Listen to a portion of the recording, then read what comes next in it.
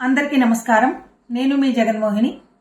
Telugu సౌరభాలు channel ద్వారా సంస్కృత సూక్తులు 4వ విభాగానికి మీ అందరికీ స్వాగతం పలుకుతూ ఈ విభాగంలో మరొక చక్కని సంస్కృత సూక్తిని దాని భావాన్ని తెలుసుకుందాము.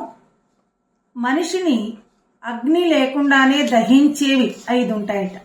అంటే మనిషి చనిపోయిన తర్వాత ఆ శరీరాన్ని అగ్నిదేవుడు దహిస్తాడు, దహనం చేసేస్తాడు.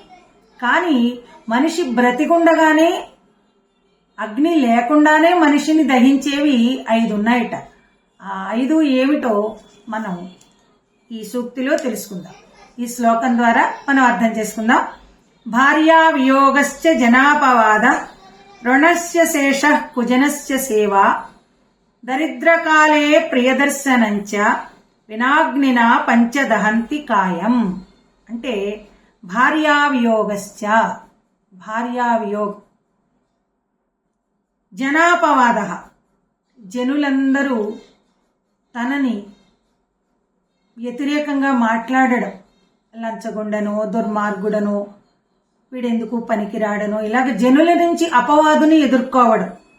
రుణస్య శేష అంటే అప్పు, రుణము అంటే అప్పు, తీర్చాల్సిన అప్పు ఉండడం.